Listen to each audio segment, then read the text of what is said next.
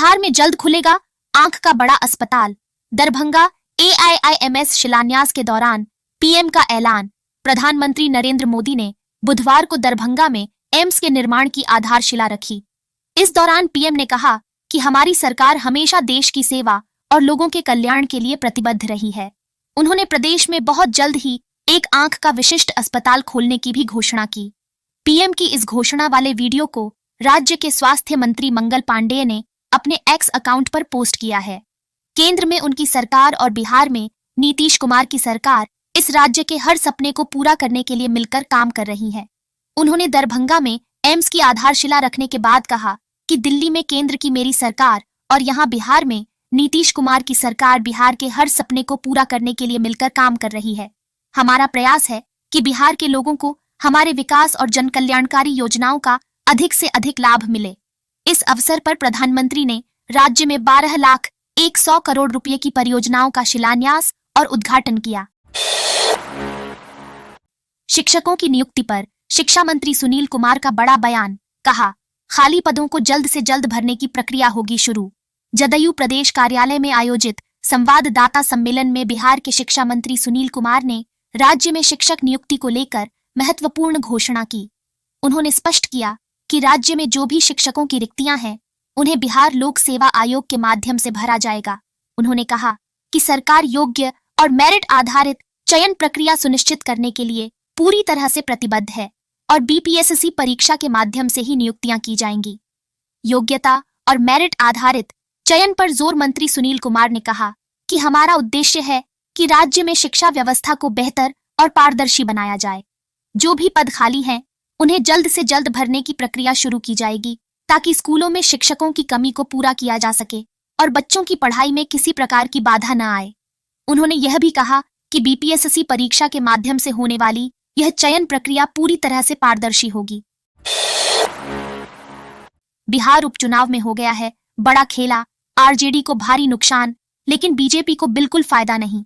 बिहार की 4 विधानसभा सीटों गया की इमामगंज और बेलागंज, आरा की तरारी और कैमूर की रामगढ़ के लिए आज वोटिंग हो रही है। इमामगंज में जीतन राम मांझी तो बेलागंज में सुरेंद्र यादव, तरारी में सुनील पांडे और रामगढ़ में जगदानंद सिंह की प्रतिष्ठा दांव पर है। सिटी पोस्ट लाइव के सर्वे के अनुसार बेलागंज में जहां 34 साल से सुरेंद्र यादव लगातार विधायक रहे हैं, इस बार चूक सकते हैं।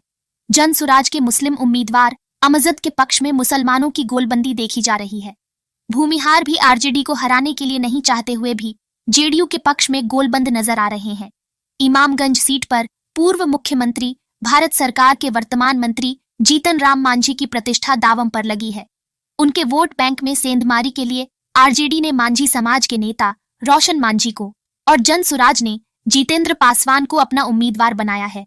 जाहिर है दलित महादलित के इस गढ़ को भेदने की पूरी तैयारी है, लेकिन सिटी पोस्ट लाइव के अनुसार मांझी समाज के वोट बैंक में ज्यादा सेंधमारी न तो RJD कर पाया है और ना ही जन सुराज। मांझी के लिए यहां सबसे बड़ा खतरा जन सुराज हो सकता है। बिहार में सोनपुर के पशु मेला का उद्घाटन। मंत्री ने मंच पर जिलाधिकारी को लगाई फटकार। विश्व प्रसिद्ध सोनपुर के हरिहर क्षेत्र मेला का उद्घाटन बिहार के उप मुख्यमंत्री सम्राट चौधरी, विजय सिन्हा एवं कई मंत्रियों ने किया। 1 महीने तक चलने वाला यह मेला पूरे विश्व में पशु मेला के नाम से प्रसिद्ध है। विगत कुछ वर्षों में पशु तस्करी और कई नए कानून को लेकर पशुओं की संख्या प्रत्येक वर्ष कम होते चली गई और सोनपुर का यह मेला अपनी संस्कृति विरासत खोते चला गया। दरअसल इसी बात को लेकर स्थानीय विधायक रामानुज राय ने जब मंच पर बैठे बिहार सरकार के उप मुख्यमंत्री और मंत्री को मेले की गिरती व्यवस्था को लेकर खरी खोटी सुनाने लगे। इसी बात को स्वीकार करते राजस्व मंत्री दिलीप जायसवाल ने खुले मंच से सारण के जिलाधिकारी को कई व्यवस्थाओं को लेकर आदेश के साथ कड़ी हिदायत दी। मंत्री मेले के उद्घाटन के पहले हरिहर नाथ मंदिर में पूजा के लिए पहुंचे थे और वहां लाइन की व्यवस्था नहीं थी। इसी बात को लेकर मंत्री ने खुले मंच पर जिलाधिकारी को फटकार लगाई। सांसद पप्पू यादव को फिर मिली धमकी। लॉरेंस बिश्नोई गैंग से जुड़ी धमकियों का सिलसिला जारी। पूर्णिया के निर्दलीय सांसद पप्पू यादव को एक बार फिर जान से मारने की धमकी मिली है। इस बार धमकी एक कुरियर द्वारा भेजे गए पत्र के माध्यम से दी गई, जिसमें धमकी देने वाले ने खुद को लॉरेंस बिश्नोई का दोस्त बताया है। धमकी देने वाले ने पत्र में अपना नाम कुंदन कुमार लिखा है और संपर्क के लिए अपना नंबर भी दिया है। पत्र में धमकी देने वाले ने लिखा है कि लॉरेंस बिश्नोई, जो वर्तमान में साबरमती जेल में बंद है, ने पप्पू यादव को कई बार फोन किया, लेकिन सांसद ने फोन नहीं उठाया। इसके चलते कुंदन कुमार ने पत्र में उन्हें चेतावनी दी कि उनकी उल्टी गिनती शुरू हो गई है। इससे पहले भी पप्पू यादव को लॉरेंस बिश्नोई गैंग की ओर से धमकी मिल चुकी है।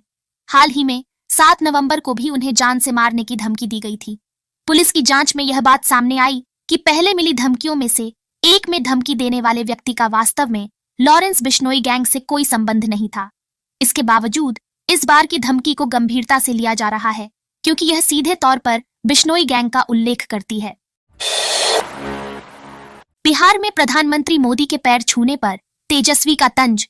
सभी के पैरों पर गिर रहे नीतीश, बिहार के पूर्व उप मुख्यमंत्री और राष्ट्रीय जनता दल राजद के नेता तेजस्वी यादव ने बुधवार को यहां एक समारोह में प्रधानमंत्री नरेंद्र मोदी के पैर छूने के लिए मुख्यमंत्री नीतीश कुमार पर तंज कसते हुए कहा कि जनता दल यूनाइटेड जदयू के अध्यक्ष हाल के दिनों में सभी के पैरों पर गिर रहे हैं।